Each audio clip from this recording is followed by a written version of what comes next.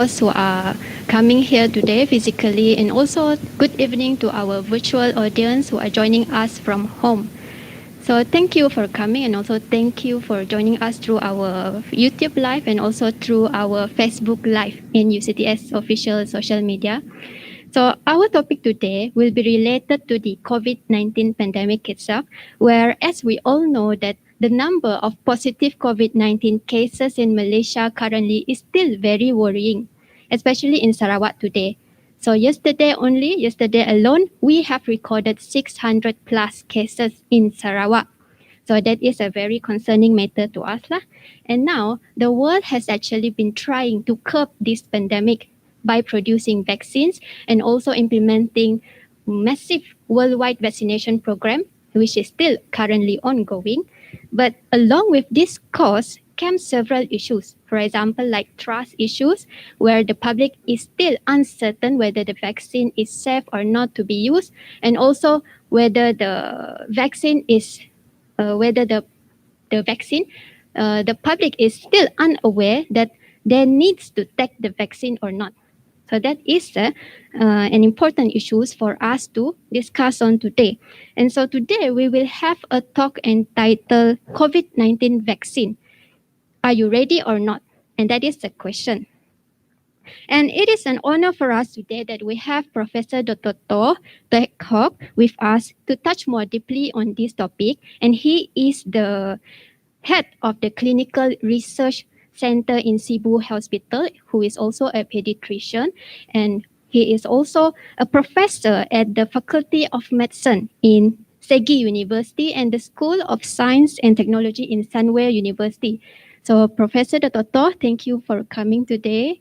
And for those who didn't know, before this, he has actually been working in the UK, Singapore, and also in Australia before returning in Malaysia in 2004. And he has actually published various medical and scientific papers and received many awards for his academic and work achievement over the years. And we are very lucky today because Dr. To has not only spoken at local talk like this, but he has also spoken at various conferences and scientific meetings in Malaysia and also overseas. So here, first of all, I would like to inform our virtual audience that if you have any questions or any curiosity regarding our topic later that you would like me to forward to Dr. To, so you can leave your questions in the comment section provided during his talk. And for our physical audience also, you will be allowed to ask questions to Dr. To after his talk ends. So you may think of your questions directly now. So from here, I will leave to Dr. To to start his talk. And Dr. To, you may proceed with your talk now.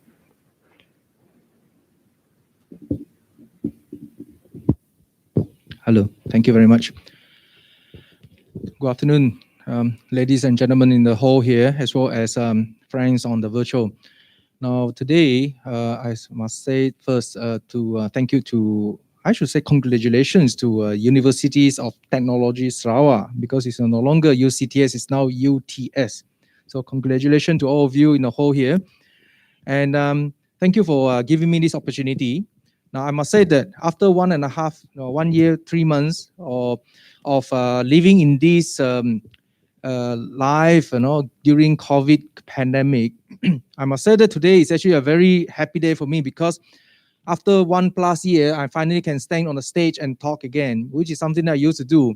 And as a person who is never really sitting on a chair, I've been getting very sick of sitting on a chair and talking. That's why I was very uncomfortable sitting in that chair. I prefer to walk around and talk freely. And I believe this is actually a dream of many of you here. Being universities, students or lecturers, I believe this is something that we are very used to, and we want it back. So with this in mind, I would like to actually share with you for about 40 minutes, basically talk about this COVID and vaccines. So what is a COVID and how it has been affecting us, and how this vaccine can actually help us to get this through, as well as talking about some of these vaccines. Especially people are worried about the safety as well as the effectiveness. So I'll cover all that, and certainly I'm happy to take any questions from anyone. So for more than 1 year, this is what we've been living. We've been fear of getting the infections. We are actually grieving because some people lost family, lost friends, and people are getting depressed and starting to talk to plants. I don't know, any of you have been doing that, talking to your plants, talking to animals, because you cannot go out. And finally, then we got vaccine. But then people are worried whether this vaccine is safe or not, whether it's risky or not. And can I wait and see? And how much this is going to go, already more than a year. And but all this is actually a normal response, right? As a human, we are all this kind of behavior and this kind of emotion is very normal. All this is because of this particular virus that we have been living with for last 1.5 years. And this is actually a virus that is not unusual to us. It's actually one of those common cold virus, coronavirus, and it actually circulating around the mammals and bats, and of course birds as well. And it has actually given us some problem. About 20 years ago, it first started with this SARS, and in 2002, and after that, there's a MERS that probably some of you didn't hear about, and it actually caused some problems to the pig in 2016, and finally, 2019, it started off as SARS-CoV-2. And up until this is actually last night, the figures, worldwide, we already have nearly 140 million people affected, confirmed cases, with more than 2 million, nearly 3 million people died. And in Malaysia alone, we are already, based on this population calculation, we are expecting something like nearly 1 in 90 people are affected and infected. Worldwide, 1 in 56 people are already infected. And of course, by doing this, people worry about the death.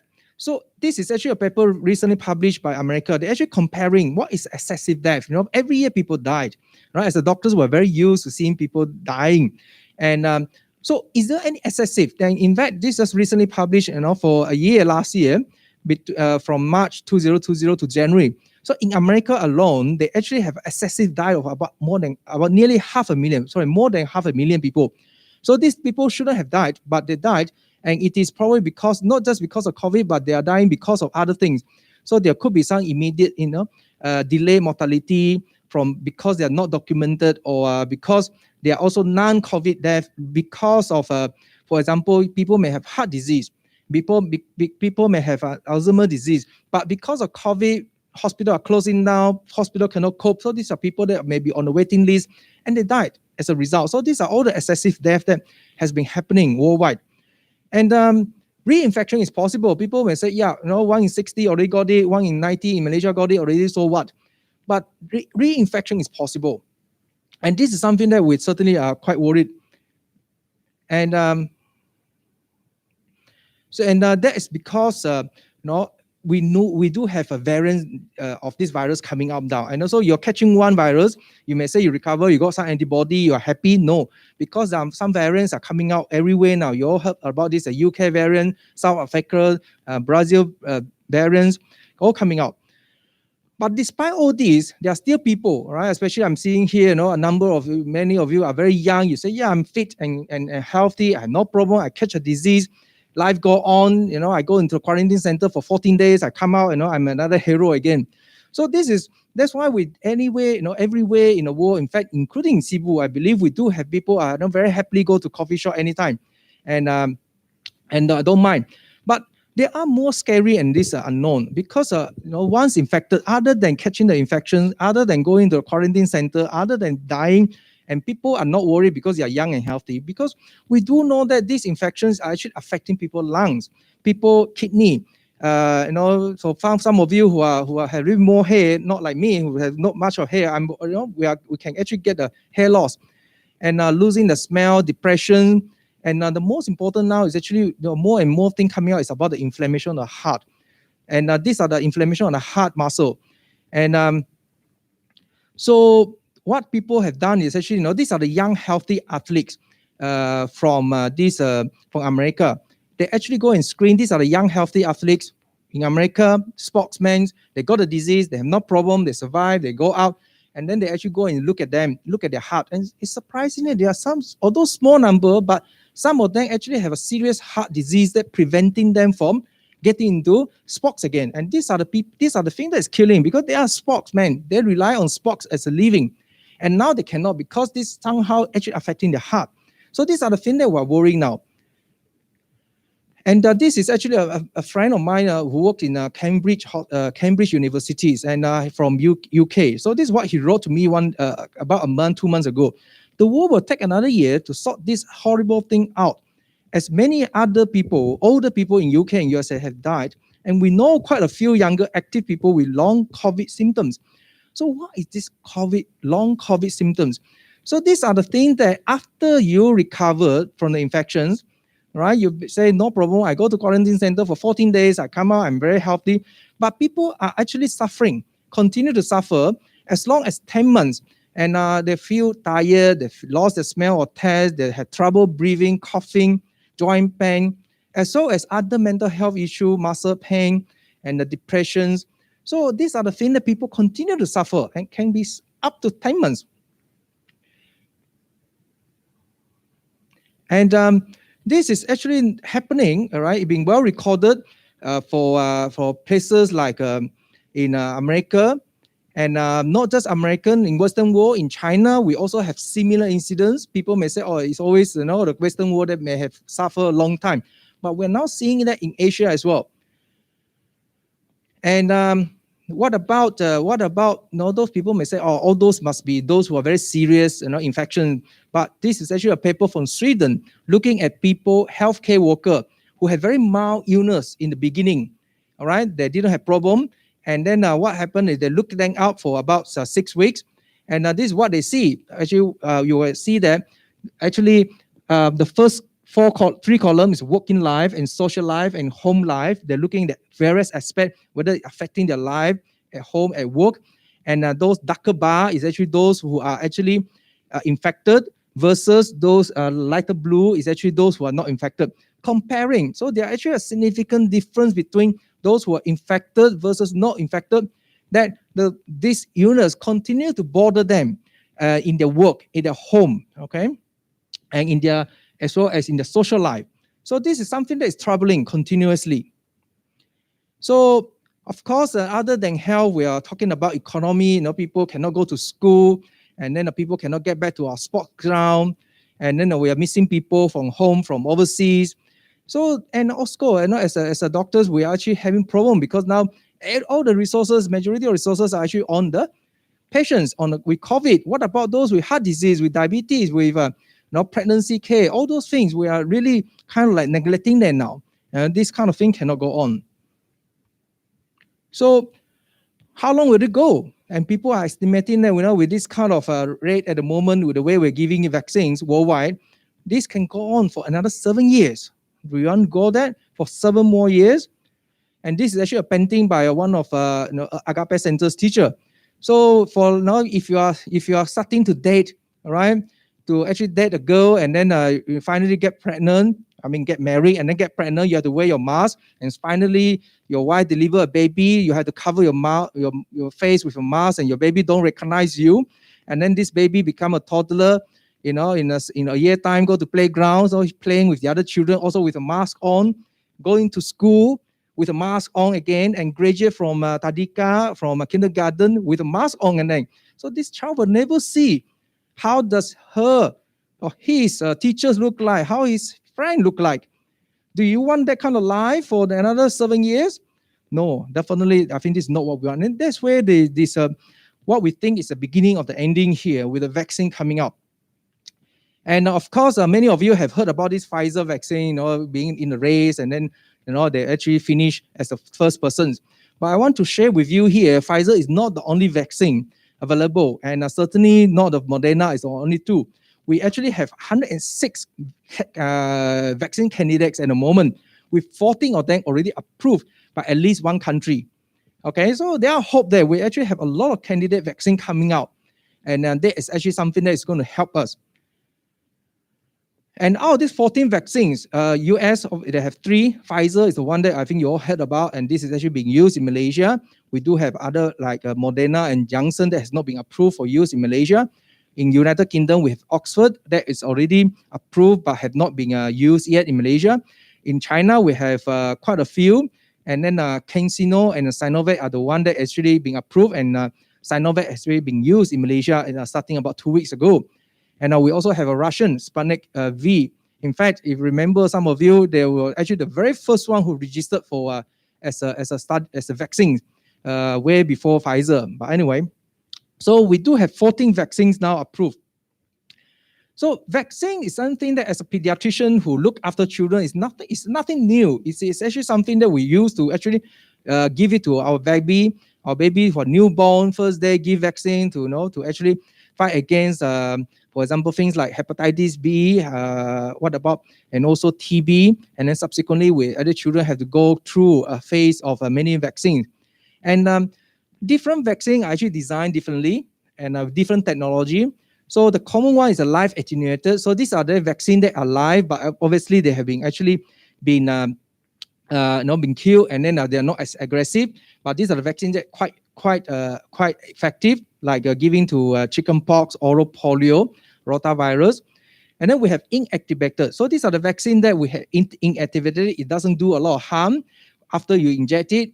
So the body recognizes them as a foreign body, and then we'll develop our antibody to fight against whatever infection that is going to come later on. And some of these are, for example, like flu vaccine, rabies vaccines. Some of you have heard of it. And the 2 China one is actually belonging to this group. Okay. Other than that, we also have, this is actually, as I said, vaccines. Actually, where started in 17,000s in United Kingdom, in this St. George's hospitals, whereby we use the vaccines, right? Edward Jenner actually used the vaccines to actually fight against smallpox, which today, we no longer see it because by about last century in 1970s, the smallpox has been eradicated because of the vaccines. And now we also have other technology, for example, like protein subunit that we use for like human papilloma virus. In Malaysia, we give it to a 13-year-old girl. And then we also have other vaccines for COVID that is actually under the trial now using this kind of technology. And for COVID-wise, we have another 3 types. One of them is actually the so-called non-replicating viral vector. So this is using one kind of virus to bring the COVID subunits into our body in order to generate these antibodies against the infections. So these are the Oxford type in UK, as well as the Russian, as well as one of the type from China, CanSino. And now we have then the RNA base, which is the Moderna and Pfizer. So these are actually the 2, people say this is new, first use messenger RNA type. But actually looking at it, it's actually not really first use on human, because people have been using this kind of RNA therapy for the last about almost 20 years on variety of diseases like inflammation of the retina, skin cancer, and also other types of inflammatory diseases, and including also some of the genetic disorders. So this is not really something that is first used on human, but using it as a vaccine, it is the first time. Okay. So the technology is not really something very new. It's been around for over 20 years. So that come to these Pfizer vaccines that kind of like run first in the race. So the study started to conduct last year, middle of last year. So whereby they actually recruited about 400 plus thousands participants. So half of them go into the vaccines. The other half, they actually give them a placebo, which is normal saline, and then observe them over a period of time. So essentially, what happened is those who are given the placebo, which is a normal, the saline, no active component of vaccines. So out about nearly 20,000, 162 of them, after a period of time, they got the infections in the community. Compared to those vaccines, those who have received the vaccine, only 8 of them.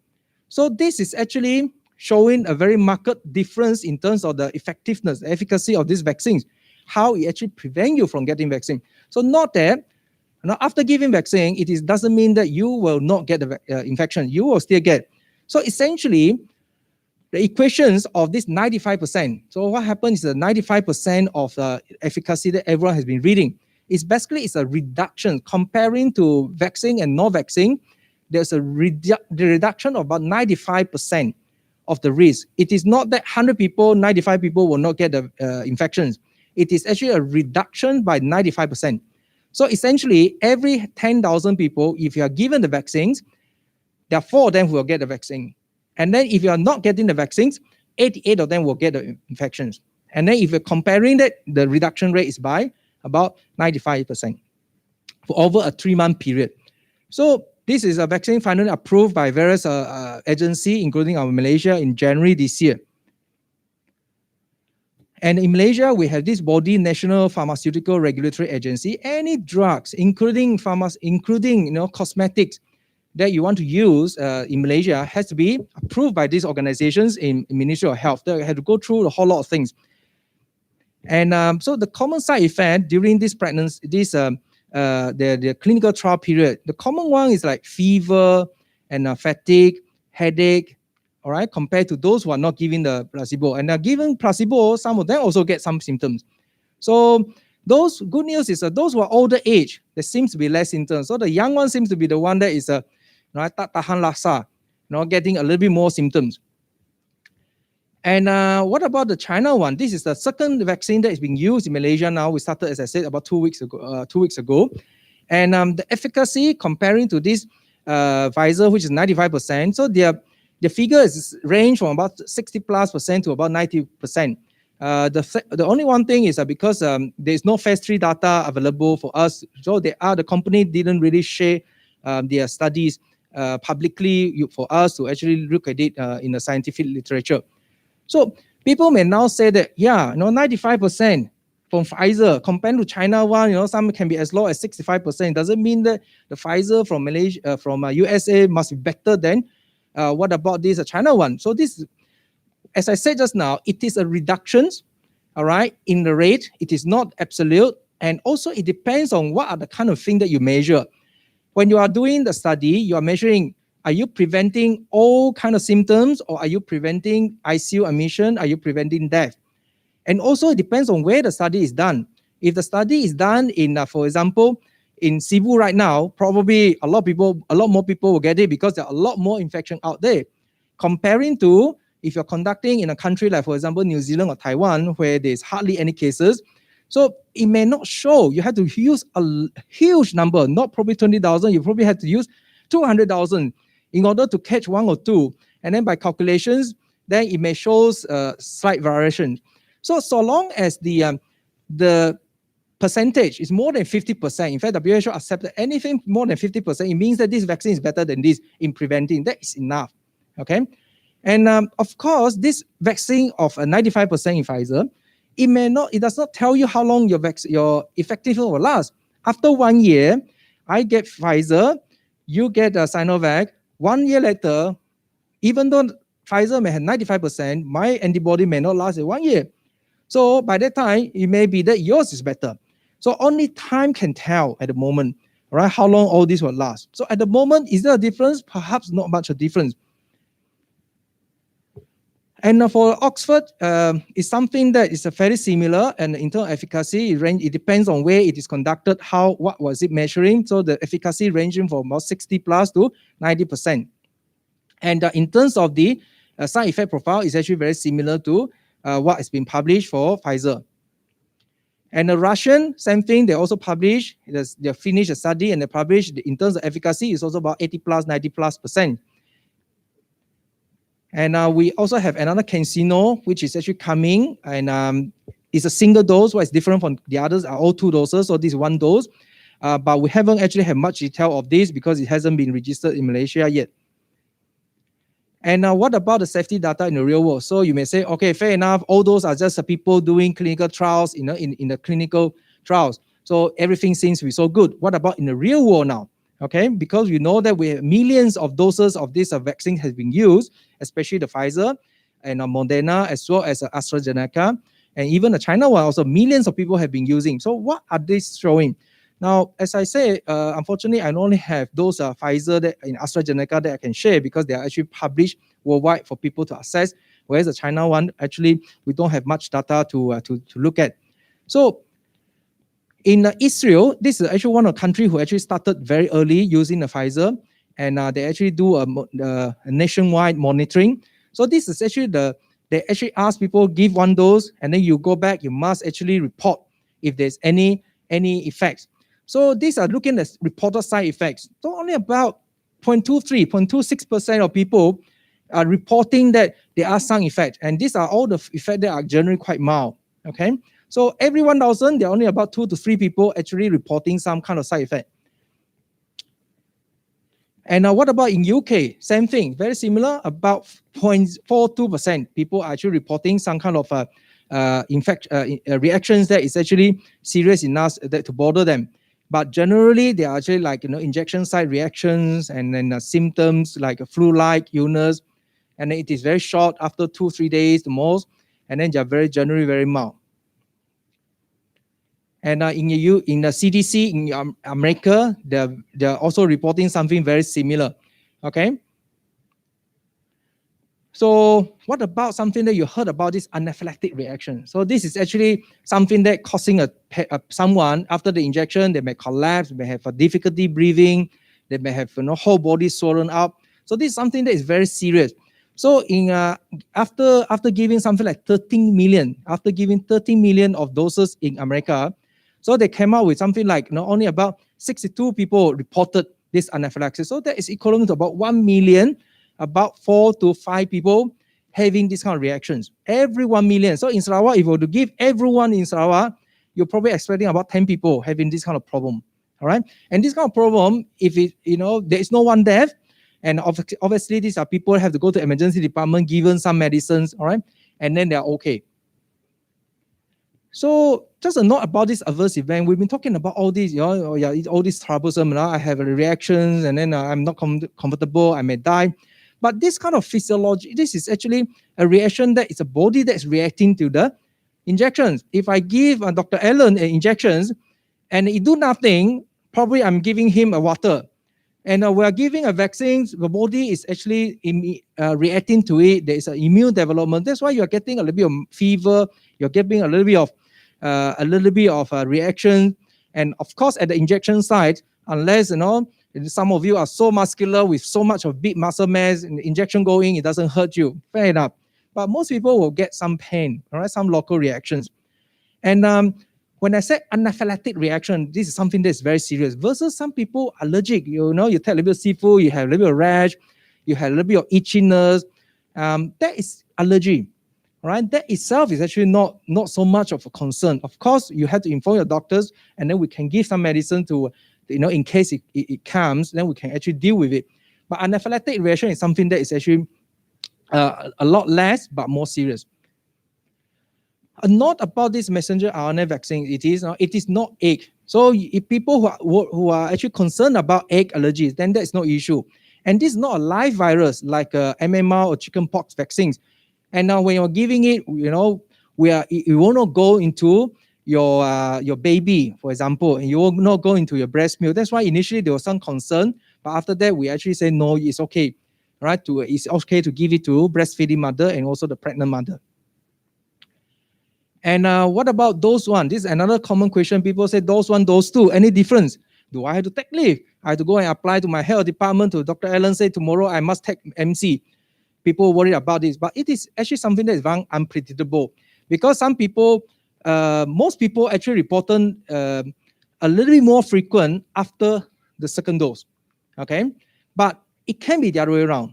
And as I said just now, those who are elderly seem to be reporting less. It's the young people that cannot tahan, and they are the ones who actually complain some issues. So as for me, I have my first jab actually on a Chinese Chap Gome, and I was probably one of the first in Sibu who received it. I didn't have much problem, just a little bit of injection site problem, okay? But 3 weeks later, when I had my second jab, that gave me a bit of trouble. I had a bit of fever up to about 38. And then, generalized body old, muscle weak, feeling weak, and still muscle aching, and feeling very sleepy. But I continue to work. Okay, so everyone is a bit different.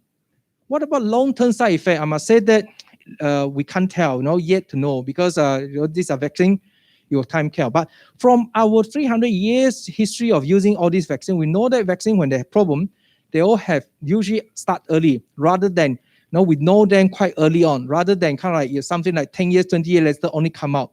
That is very, very unusual for vaccines. Is this halal? I mean, for our Muslim friends, this is something of concern, but our actually fatwa already said that this is a harus, so there should not be an issue. And what about effectiveness in the real world now? Okay, this is something that is very interesting, and I hope that I can wake you up now. And basically, this is actually in America again, just recently published, looking at about 4,000 healthcare workers, right? And then, so they actually monitor them after the vaccine, they monitor them for 13 weeks. So basically, is that essentially what they found out is actually those who are fully immunized, and the efficacy is as good as 90%. So there is a reduction in terms of serious infections among these people. This is an interesting graph, right? This is actually a vaccine doses administered per 100 people. So Israel is on the way on top, the red line. So you can see that almost 100 people given 100 doses given to 100 people. So remember, it's 2 doses. So they're already given to majority of them, all of them already have received at least 1 dose. Okay, and then followed by UK and United States, somewhere in between, about 60%. Followed by Europe and Brazil at the bottom, about 10%. So this is the number of doses of vaccine given to them, all right, all the way until April, just 2-3 days ago. So the next graph is going to show the daily new confirmed cases, all right, it's accumulated 7 days.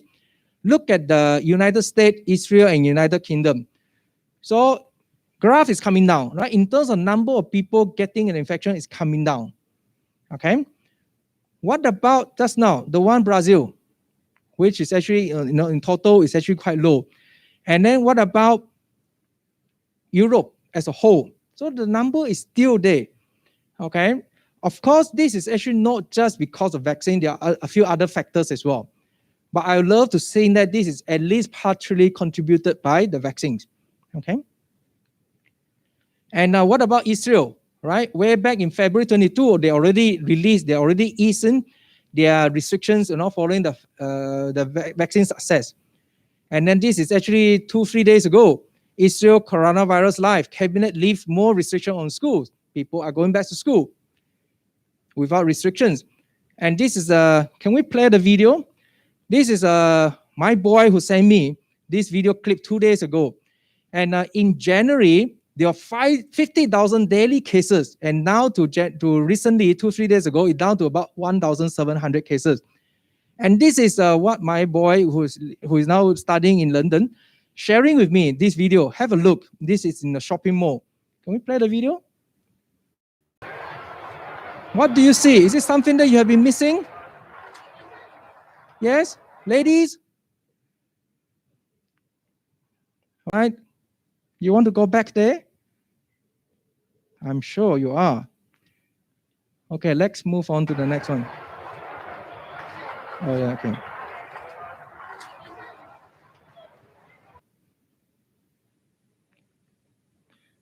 Well, about 2 weeks ago, I received an email from Duke Universities.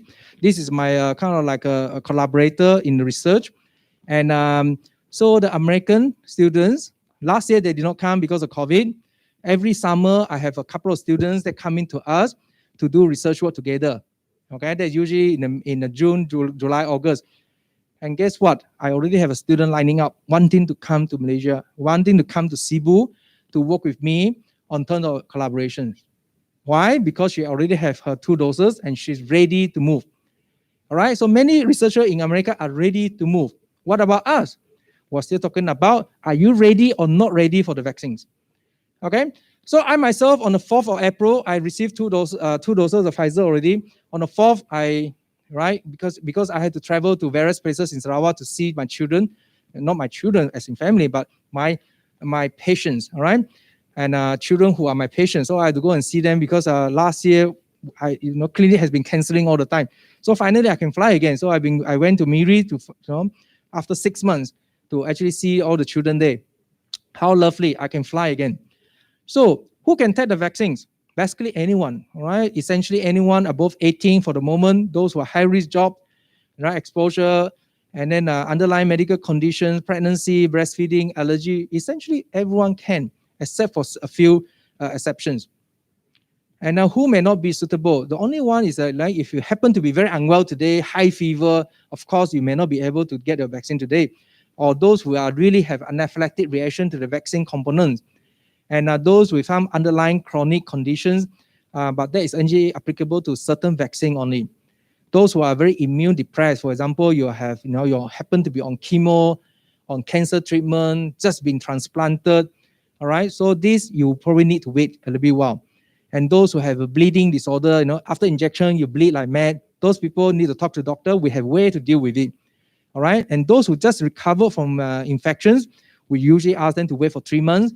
And because they still have antibodies around, that's why we ask them to wait for 3 months, allowing other people to get the vaccine first, and then they will get their turn 3 months later. So age-wise, at the moment, we don't allow children because we don't have enough data supporting we don't know how much to give. It is not that it is not safe. It is there because we don't know how much to give. So these are the children that at the moment, we still with. And in America, it's going to come out, the Pfizer is going to come out quite soon, how to recommend, how to actually give it to children.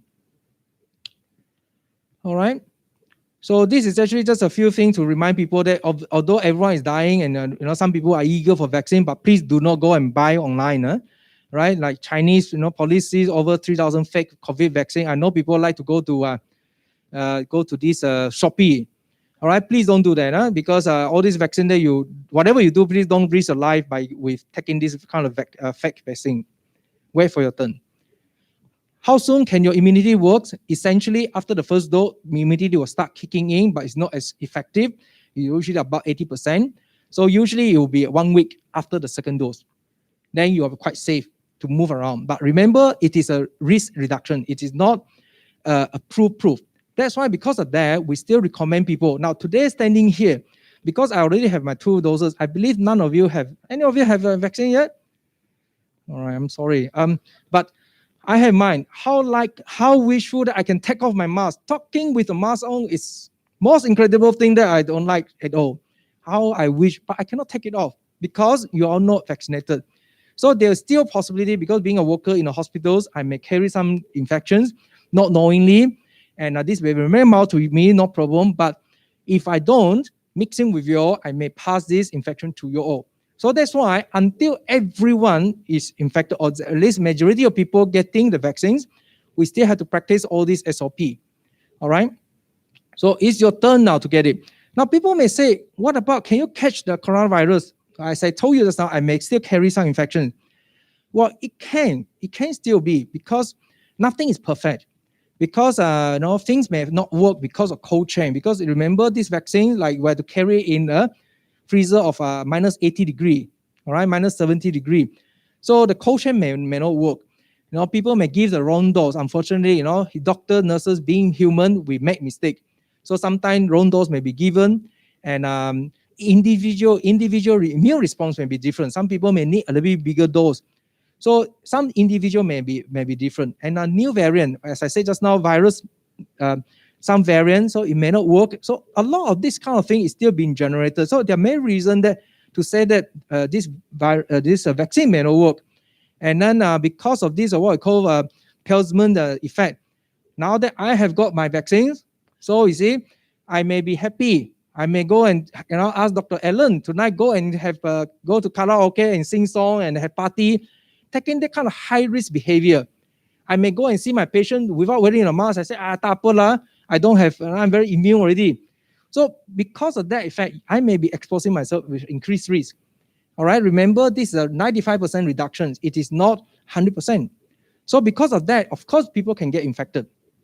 Now, the next question is, then people say, why bother then? Why bother taking the vaccines? After all, getting the vaccine, I still have to do SOP, I still have to wear masks, I still have to, all right? Why bother? But it is actually, remember, is to reduce the severity. All right, we want it to reduce so that when you catch it, you don't have to end up in the hospital. You don't have to end up in the ICU. You don't have to go to heaven.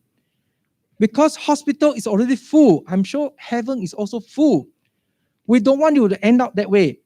And also, we want to create a herd immunity. Because you may be young, you may be very healthy, but as I said here, if I do it myself, you don't have it, I don't dare to breathe it out, because I'm also worried they're going to infect me. Remember, it's not 100%, it's 95%. So we want to create a herd immunity. We want to protect people that we care and love. I have it, but my parents haven't got it. My wife haven't got it. My children haven't got it. These are people we love. So I have to protect them also. Okay? So I had to go for this. And what about this? To come up with hibernations. We, as I said just now, do you want to have a children, right? To grow out in a kindergarten, in a nursery, not knowing how their fangs look like, how the teacher look like in the next 7 years, all right? And also we need to allow our school to open, our sports field to open. I'm sure a lot of young people here, you want to go back to your badminton court, to your football field, all right? You want to go back to your mosque, to your temple to pray, to your church. So all these things we need. You want to go and attend your wedding. No one wants to attend funeral, but sadly we have to. So we need to go back all this. So we have to. It is not whether you bother or not, okay? We have to do it together. So who are at higher risk? Very quickly, those who are elderly, as I said, they are at higher risk of catching the infection and dying from it. And those with underlying problem, asthma, heart disease, chronic kidney problem, cancer. So these are people that we are concerned. And you may have them at home. Now wake up, women and sex. So all the guys here, it's time to wake up. I'm going to talk about women and sex. How is this going to affect us? Women, we are pregnant, you're more likely to deliver a baby prematurely. And having a premature baby, the baby is going to have problem. And we also know that pregnant women, you are catching an infection, you're likely to actually have a more severe disease. Okay? And what about men? You may actually have problem because we know that there are some indications to say that it may actually affect your fertility. All right? So these are the things that, and children are not spared also. Children, although they are generally mild, but we do know that children who have underlying problem, cancer, disease, asthma, they are more likely to actually get more severe disease. Okay, so I will probably stop here to take some questions. And I hope that I have given you some overall pictures of how bad this COVID is, and also how this infection has been affecting our life, and the safety aspect, and also the efficacy, and also effectiveness of these vaccines. And then if there are any questions, I'm happy to take. Otherwise, I can come back for a few more slides about some of the common questions that I've been getting from general public. All right, thank you, Doctor, for the sharing. So it's a lot of new input for us just now, and it's a good sharing because at least we know certain things that we are curious about the vaccines itself, and also about the COVID-19, the effect of the vaccine itself. So now we will proceed with the Q&A session first. So first of all, I will open it to the physical audience. So any member of the floor would like to ask any questions to Dr. To? So you may raise your hand. Okay, at the left side of the hall. So we have someone who would like to ask the questions now. Can you introduce your name first and starts with your questions? Dr. Thor, I'm Lou actually from SEGi. So my question is actually, I think it's very near to my mother. My mother turns to take the vaccines, and my mother was actually 92 years old. So she has a diabetes. So we are still, our brother, sister still worry about whether to send her for this vaccine. Hello. Yeah. She's 92 years old. Yes. She has diabetes. Yes. So she has 2 risk factors for, in case she get the infections, she is going to be very bad, very serious. So she has 2 reasons to go all out for the vaccines. All right. Okay. All right. You see, that's why I said just now when I share some of this, these are the people, some of them have a high risk. If you're pregnant, if you have underlying heart problem, underlying diseases, if you're old age, if you catch the infections, your disease is going to be more serious. All right. You have a higher chances of ending up in the ICU and ended up in heaven. So you have even more reasons to go for vaccines. All right, to save you from in case you get infections. Okay, all right. All right, do we have any other questions from the floor? Just raise your hand. Or I will open it to the virtual audience because we also have questions from the virtual audience. So Dr. To here, we have several questions. And the first question is from Nana Abdul Talib. And she said, hello, doctor, could we still be infected by the virus while waiting for the second dose? So certainly, even after the second dose, all right, the question is after first dose, can you catch infections? The answer is certainly yes. Even after the second dose, you can still catch an infection. As I said, the 95% for Pfizer, the 60 to 70% for the China Sinovac is about risk reductions. All right, comparing to no vaccines, you have a reduction in the risk, right? But meaning that you can still catch it. But with the availability, with the evidence of the data that we have, we know that even if you had the infections after the vaccines, your disease is going to be milder. It will probably be just giving a little bit of sore throat, a little bit of coughing, but you will not be ending up in the ICU. You will not end up in the hospital serious enough. You will not end up in heaven. So yes, you can still get the infections, but it will be much less severe. what about if we already have our second dose? So also less severe. It will be less severe. So after first dose, because what happened is, why do you need 2 doses? That is because our immunity. So after I give you the first dose, your immunity will work. But unfortunately, with this technology, we know that after the first dose, our immunity has not woken up enough. So we need another second dose, 3 weeks later, to remind our body, hey, you need to produce more antibodies, a stronger defense, so that when the infection comes to you, you'll be more efficient in terms of fighting against this, fighting off these infections. I see. Thank you, doctor. And then we have another question from Abel Ngu, and his question is like this: as we know that the COVID virus keeps upgrading, it means that we need to have more vaccines in the future. If so, will it be any side effects to our body for having so many vaccines for different variations of? Okay, first of all, our baby are getting the vaccine from day one after birth, right? From BCG, hepatitis B. 2 months of age, they'll be getting tetanus, diphtheria, polio, right? So all in all, they are getting something like 16 to 20 of these different vaccines. So we're seeing all these children growing up, no problem. All right. So by having more vaccine, there's no issue. Number one. Number two, our flu vaccines, right? This is a vaccine that we fight off the common influenza, which is recommended every 1 year. So we have many people, especially those elderly, again, those high risk group. We recommending them to actually have this vaccine every year, especially in a temperate country. So again, these people having a vaccine every year, every 2 years, also without any issue. Now, because of this variant coming in, we are not too sure at the moment. Some of these variants, they seem to be more transmissible. They're easier to transmit, but not all of them are actually more serious compared to the original variant.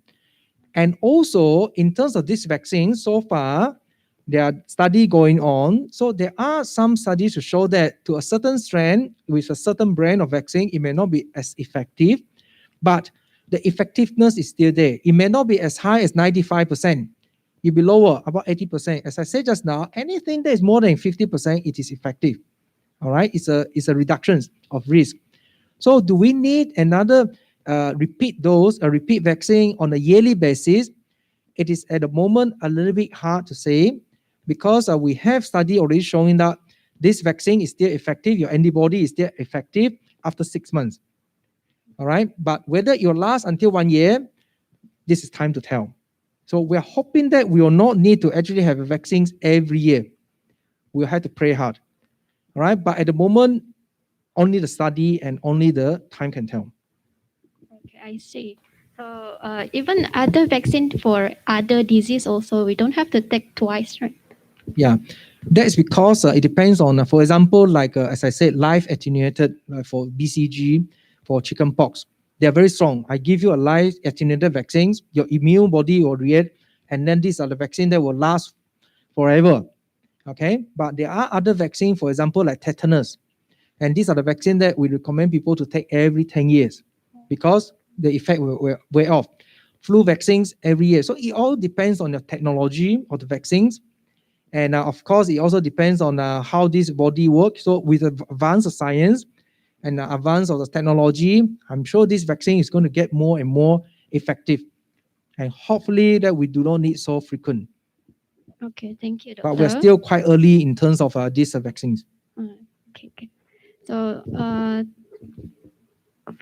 we still have another questions from Beatrice Atkins, and she said, "Hi, doctor. I am one of the AIHA patient, and currently I am on medicine, AZA and prednisolone. Does that mean that I have to wait for the new information about the vaccine? And when can I register to get the vaccine?" Okay. The last question is easier to answer. You register now, immediately. Now, those of people with some underlying, this is actually an autoimmune disease, where it's taking a steroid. So majority of people, we actually recommend them, it is okay. So you need to see a doctor and then get your doctor advice to make sure that your disease is under control, that you're not really having a big trouble, a flare up. So long as you are quite stable, quite well, and then your blood parameters are okay, then you're okay to go for vaccines. So at the moment, for Pfizer, we are accepting these patients. But for the other China-made Sinovac, at the moment, because we have not got enough data to support the effectiveness, It's just like children. We have not enough data to support the effectiveness of this vaccine use among people with unstable conditions. All right. So, like for example, like those on a chemo, and so we have not got enough data. So these people, we ask them to wait. But for this lady just now, if it is stable, so check with the doctor. If her disease is stable, her medication has been stable, and she's well, generally we'll say that she should go for the vaccine. Because, and remember, she is also at a higher risk, all right, of serious illness in case she caught the COVID infection. Oh, okay. And then we also have another question from our YouTube live from Lisa Po. She said, after recovering from the COVID-19, how long do the antibodies last? And I think Dr. To has answered this question just now. Yeah, at the moment, we believe it should last about 3 months. But after that, it's very variable. So normally we say that if in case you have caught the infections, the antibody should last for about 3 months, 2 to 3 months. So that's why we say after 2 to 3 months, you should go for your vaccines. Longer than that, will it last longer? Very variable. It all depends on who. But generally, the effect of the antibody level will drop after 3 months. Okay, I hope that answer is taken. We also have another question from Ling Hong Wong, and he said, "Hi doctor, are AstraZeneca vaccines safe compared to Pfizer? So is there any difference between the vaccines, the different vaccines that has been approved in Malaysia?" Okay, AstraZeneca has been approved for use in Malaysia, and based on the data available from the clinical trials and in UK. And then I think our audience is asking about the current problem that has been circulating around the whole world. Is actually about people developing a clot in the brain or in the calf after the AstraZeneca. Now, this is actually quite a debatable topic at the moment worldwide. So some countries have taken quite a serious measure by stopping the use. Some countries are still using it. And some countries are using it only for elderly, because this clot issue is actually happening, seems to be more common among the young people below 50 years old. So some countries say, yeah, you can use, but above older age, above 50, young people don't use. Now, at the moment, this is actually something that, as I say, is actually quite debatable. And that's why actually many pairs of eyes are actually looking at it. Researchers, scientists are really studying it rigorously now. Now, this clot in the foot, all right, in the calf or in the brain. Now, this kind of clot, it happens, all right. The prevalence, it happens, right? Every 100,000, there'll be about 100 of them every year, for no reasons, all right. For no reason, people will get it, and so now that people are associating it with these vaccines. So is it really truly associated? I think we need a lot more studies, a lot more experiments, a lot more accumulation of the result looking at it. So at the moment, I can't really say too much about this, because we're also waiting for a lot of report to come out. And so I believe that it won't be too long. In a few weeks' time, there'll be more and more study to come out, more and more evidence and data to come out to say that whether this vaccine is really safe or not. And but it has been given to millions of people in, like for example, like United Kingdom and some of the country like in India.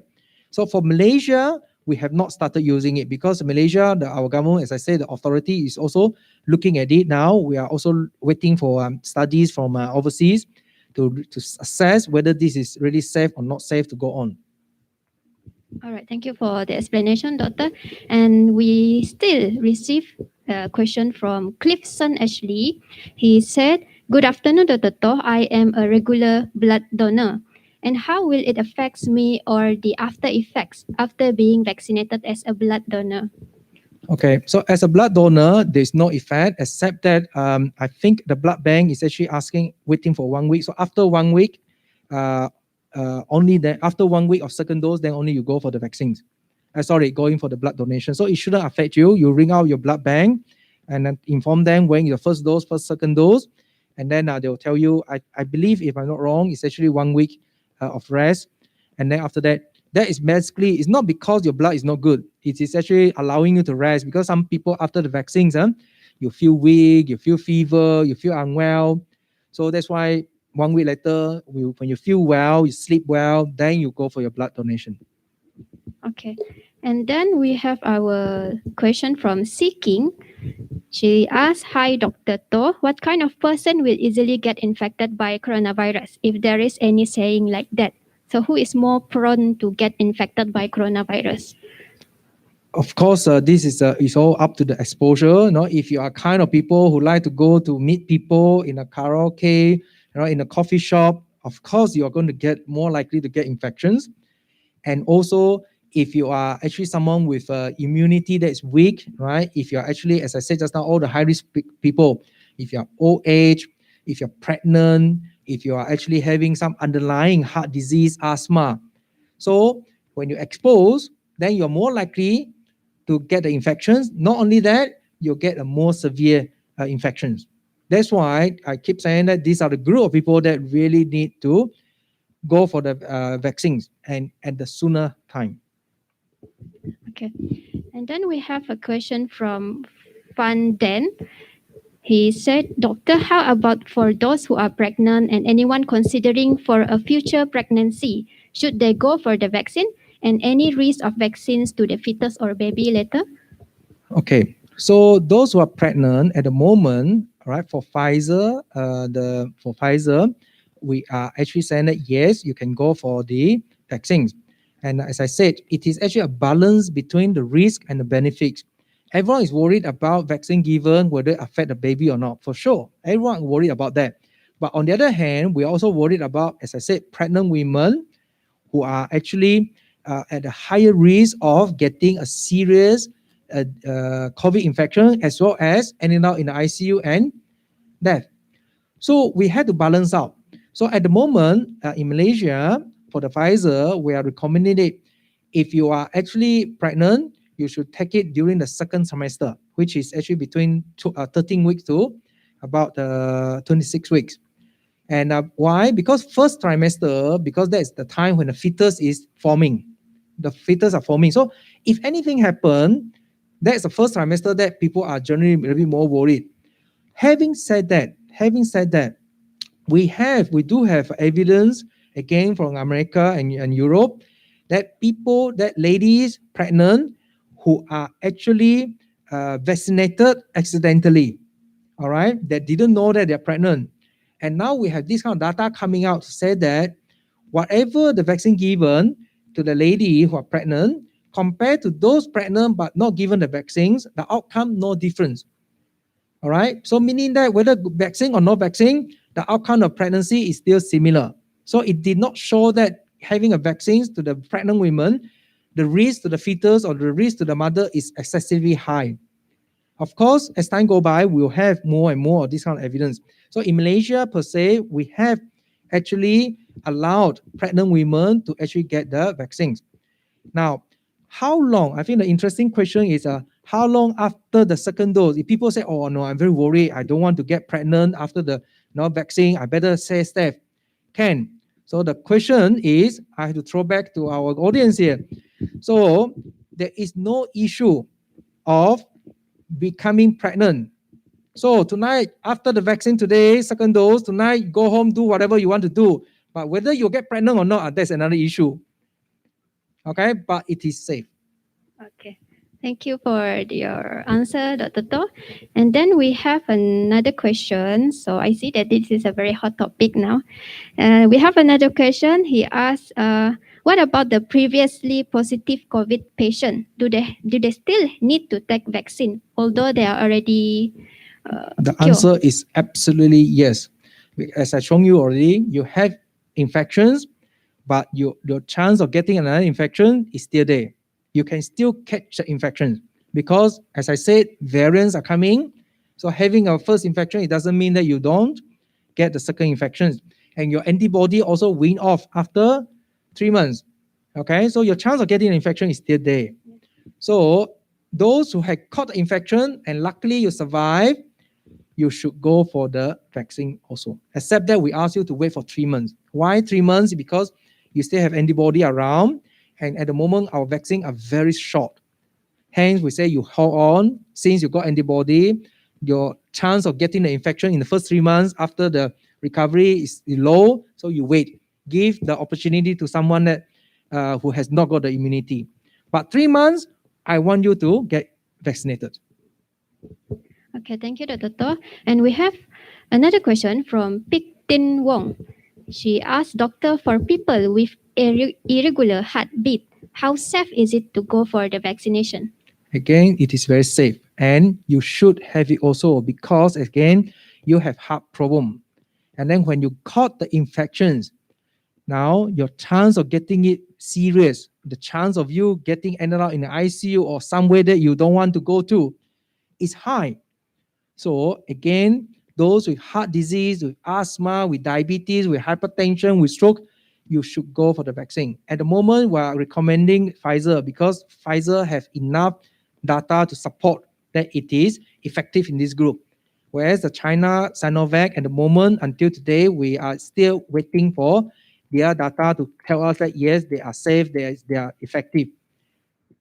But the public cannot choose which vaccine Yeah. they will take. Certainly, at the moment, we are not allowing the public to choose because what happened is that we simply don't have enough. Right? So at the moment, it all depends on the lots coming to us. So, and doctors will say that if you belong to someone that is actually very high risk, because Sinovac from China at the moment is not recommended for people with unstable diseases, whereas Pfizer it is. So we have to give Pfizer to those with someone with underlying problems, so that we give to them. So we do not allow public to choose, because otherwise then we're going to end up with not enough, number one, and it's become very difficult because we are very short of a vaccine at the moment. I say that means that the hospital will be the one who choose which types of vaccines that the public will receive based on their background. In a way, yeah. So we have to give the vaccines to those high priority at the moment, also those who are older, elderly, those under our our hospital follow-up for all kind of medical problems. So all these are considered as a high risk. So the moment we receive Pfizer, we'll give it to them. But on the other hand, if a clinic has received a Sinovac, they will call on those who are actually not as a high risk and then give it to them. Because we have to get everyone to vaccinate as soon as possible. Because we're rushing against time. It is not a matter I want to choose this and that. Because we want everyone in Sibu, in Sarawak, in Malaysia, in the whole world to get vaccinated as fast as we can, so that all of us can take off our mask and start hugging people. Yes. Okay, thank you, Doctor. And then we have another question from Daniel Chia. Good afternoon, Dr. To. What if a person already taken both doses but then got exposed to the virus after? Do he or she still need to get vaccinated again? At the moment, no. At the moment, we are not recommending that. We will need time because 1 year later, 2 years later, if we have, for example, enough data to say no, by 1 year or 2 years later, our antibody drop, then we may need a booster dose. Okay, that is another recommendation. But until today, the practice is no. So that's why, as of today, all those people who have taken 2 doses, we recommend people to again continue to practice the SOP. But in case, if you get exposed, you should talk to your doctor, and then we'll decide, depending on the risk, how much exposure, depending on the risk, and depending on your other risk factors, also depending on whether you got symptoms or not symptoms. Then we'll decide what to do. So you should talk to your doctor about that. All right, thank you, Doctor. And then we move on to our YouTube Live. We already received several questions here from Tan Pun Khao. Should I go for the vaccine? I think I will be the one who will be answering this question. Yes, you should go for the vaccine.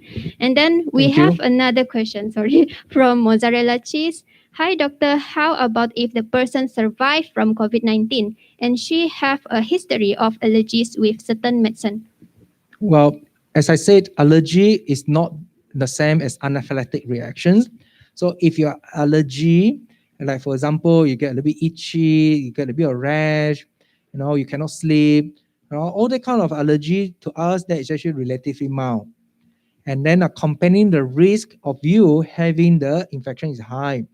If you are living in a country where there is no COVID, and then you don't want to suffer all these allergic reaction afterwards, you don't want to get the vaccine, I would say fair enough. But if you're living in a country like ours, like in Sibu, and the risk of catching the infection is very high, and everyone is wearing masks, everyone cannot allow to hug. So in order to go back to our usual life as early as we can, we would actually ask people to go for the vaccines, even though you may have some of these allergic reactions. So what you need to do is when you go and see the doctor, tell your doctor that I have this. So normally what we say, okay, fine. What we'll do is after the injections, we will keep you in our clinic a little bit longer in case if you actually develop any reaction, then we can immediately give you another injection. Another injections, all right, to actually tackle the allergy. Okay, but so far in Sibu, we have actually thousands of people already received, and many of them actually have a history of allergic reactions. But so far, we have very few of them actually develop anything. You have to remember, by having allergy to egg, by having allergy to seafood, to panado, does not guarantee you that you will get an allergy reaction to the vaccines, because the vaccine has its own component. So the risk is actually low, but it doesn't mean that you shouldn't take serious. You have to inform the doctor so that we'll actually observe you a little bit longer to make sure that you're safe. All right, thank you, Doctor. And then we have another question from Ling Hong Wong again. He asked, when can we, people above 60 years old, get the vaccine? Okay, this is actually a very difficult question to ask. So on one hand, we are trying to convince people to go for vaccines, but on the other hand, the availability of vaccine is actually, I must say, is actually a bit slow. But the government is actually doing what we can, because the whole world is actually fighting for the vaccines. All right, not just Malaysia, not just Sarawak. The whole world is actually fighting for the vaccine, and our messing about 80% of vaccines is actually produced from Europe. They are the one that who are holding on to the vaccines. They are the one who decide how many to give to Malaysia. Okay, even though you got money, you may not be able to get it.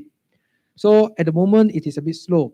But in Malaysia, I can say that in the coming up weeks, all right, towards the end of April, we should have more and more and more of this vaccine arriving to us. So be a bit patient, and make sure that you actually register on your MySejahtera. If you don't have MySejahtera, find a friend who can help you, or otherwise you can actually go to the district office or any of the government polyclinic, right? In fact, there are some of volunteers are helping you all to actually to register now. So make sure that your name are actually in the list. For those of you who have actually clinic follow up for your whatever condition, heart condition, asthma, so make sure that you go to your clinic, because there's time that doctors will quite often catch you and say, have you registered? And now the vaccine is available, so that you will actually be offered the clinic. So make sure that you continue your follow up. Don't miss your regular clinic follow up. All right. Since we have been talking about My Sejahtera app, so we have a question about My Sejahtera too here from Janet Lee. She asks, if we reject when My Sejahtera says that it is my turn, what will happen? Can I skip it? Sorry, I don't quite understand. In My Sejahtera, she has been told to get the vaccine. It is her turn now, but she reject it. What will happen? Okay, I see. Well, I think the best way is, I'm not too sure why is the reason that she rejects it. Now, there are people who reject it because, number one, it may be that they are just so happen that they are in the hospital having an appendectomy, all right, cannot have the injection. Cannot leave the hospital. So I'll say that talk to your doctor, okay? Or someone happen to be traveling, all right? And so you may not have, so call out the clinic, try to do some arrangement. All right. And then, we on the ground, the doctor, we will always try to help. Okay. But unfortunately, apps being apps, all right, Dr. Alan can share with us. The apps say people reject, do this. The apps cannot do anything. But being doctor, being on the clinic, we will try to help. But of course, if you reject because just because you're not happy to take it, and then you want to later on, you want to change your mind, you want to give it again, of course, Again, in Malaysia, as a doctor, we do not reject people. You change your mind, you want to take, can. Just you have to register. Okay, thank you, doctor. And then we have a question from Ho Hui Jun. He asks, after the vaccine is taken, what level of severity of side effects should I go to the doctor? Well, generally, if you feel unwell and you're worried, I would say that you should go and see your doctor. But a common one is a mild fever, all right? Quite common, though, like about 37, 38, and usually lasts about 1 or 2 days. So if the fever go on for 3 days, 4 days, please go and see a doctor. Something else is happening, okay? If your headache is making you so sick that you cannot actually do your work, and then the vomiting, right? And then it continue again for continue after 3rd day, 4th day. Again, it is time to go and see doctor. Or if you actually have problem, right, breathing, you have problem with vomiting, okay? Or you actually have problem that you cannot, if you happen to be a collapse, and then so these are the things obviously you have to go and see doctor. But otherwise, most people, if you really feel that the headache is too intense, your muscle ache is too much, and then if fever 38 making you uncomfortable, you can take Panadol, you can take paracetamol. And then usually, from what we have experienced, most of the time for adult, if you take 1 tablet, 2 tablet, most of the time the problem will be solved. And again, as I say, it's usually about all these symptoms will be about 1 or 2 days. So it lasts more than 2 days, go and see a doctor. Something unusual, something not common maybe happening. Okay, thank you for the answer, doctor. And then we have an important question from Janet Lee. If everyone in my family has been vaccinated, but my 83 years old father does not want to be vaccinated, will he be eventually protected via herd immunity? Because we all have been vaccinated. Can you explain herd immunity? Okay. Herd immunity, it is actually to have, for example, like in this room, all right, audience here, we have 100 people. Okay, we have 100 people. But bear in mind that among these 100 people, about 20% are children. Okay, probably about 5% to 10% of them are people who may not be able to take vaccines because they just finished a transplant. They are still on chemotherapy. And also they have a very severe anaphylactic reaction that does not allow them to go for vaccines. So we probably had about 20-30% of them that cannot take the vaccines. But if the other 70% of us in this whole here, we got the vaccines. So when the virus come, in a simplistic manner is this virus will find it difficult to live, because when this virus catch me, all right, I'm vaccinated, I pass it to you, you also vaccinated. So it doesn't replicate much in my body. When I pass to you, also not many. By the time you pass to you, you're also vaccinated. So this virus don't seem to be able to pass on. So some of you, 30%, because you're actually somewhere in between. So 30% of you may be protected. So this is what we call herd immunity. However, if let's say that only 50% of us, minus about 20% of people, that 20-30% children and those who cannot have vaccine, don't get it, 30% already gone. Another 20% say, I don't want the vaccine. So the whole room, 100 people here, we only have 50 people got vaccine, and including one of you. You also didn't want the vaccines. Virus come to me, I'm vaccinated, I have no problem. But in a real small chance, I may pass it to you. Done. Because the vaccine found a horse that he can replicate. When the vaccine found a horse, you fell sick, and then when he jumped, it happened to jump on because become 50-50, isn't it? So he jumped to a person who is not also vaccinated, then you start to spread. Whereas in the herd immunity, when majority, we believe at the moment we need about 70%, all right, of people in a herd, in a protected.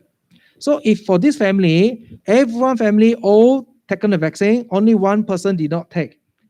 Inside the family, he's probably protected. But you have to remember, because this man, when you go out, what about outside? Is it 70% in a community also vaccinated? Then this man may be safe. But if the community outside there, only 20-30% people vaccinated, then this old man has to forever remain inside the house. you better get vaccinated too, lah. If he can, we want everyone. So there's anyone who has no reason not to get vaccinated, we want them to be vaccinated, including children. So eventually, I believe children will be vaccinated as well. It's just that we still, study is still ongoing.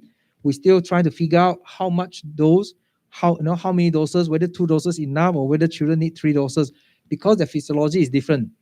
So we need to actually work it out, how many doses to give. It is not that it is not safe. It is that because at the moment we still don't know what is the effective dose. It is ongoing very fast. I think very soon it will come out, the recommendations. Okay, thank you, Doctor, for the answer. And then we have another question from the same person again. She asked, there is recent news that elderly over 60 will be given Sinovac in Malaysia. Can you help verify that, Doctor? Okay, I think that news is announced by our Ministry of Science, or mostly YB Hairi. So in the Ministry of Health at the moment, as far as I know, we're still waiting for official guidelines for that vaccine to be given. So give us a little bit of time.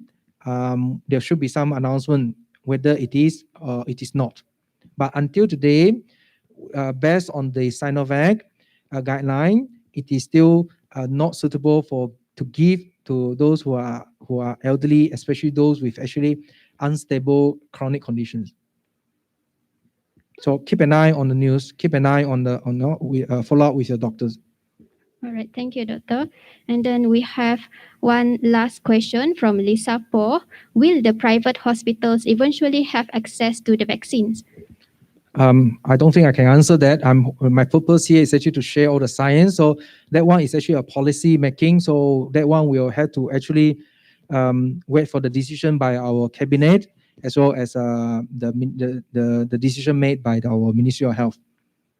All right, thank you, Doctor. So I think that from here, I will have to end our Q&A session because the time allocated for us already been fulfilled. And so I hope that all of the answers and also sharing provided by Dr. Toh with us today can be a good benefits to all of our physical audience and and also to all of our virtual audience. But before we end, I would like to deliver a token of appreciation to Maybe, Dr. Toh. if I may, there are some questions on the top there. Maybe I can actually go through it with our audience here if we can actually know the results. The first one, can I have the vaccine if currently pregnant? The answer will be yes. Okay. Breastfeeding? Yes. Wanting to get pregnant? Yes. Yes and no. It all depends on, because I can only say you can get, but pregnant or not, that's another matter. All right, taking medicine for hypertension, diabetes, asthma, etc. Yes. Having food allergy and cannot sleep due to rash? Yes. My menses, not my menses. A lady menses just come. Can or not? Can. Can. All right, having skin problem? Can. What about our Muslim friends who are fasting now? Can. Can again. Very loud and short. All right. So thank you very much. All right. Thank you, Doctor. So that is considered as the conclusion for today's answers to all of our curiosity. And so here is some token of appreciation to Dr. Toh for coming with us today. Thank you. So this one is from SCM, UCTS. Right. So thank you, Dr. Toh, for coming. And also, one more. Okay, we will pause for a picture for a while.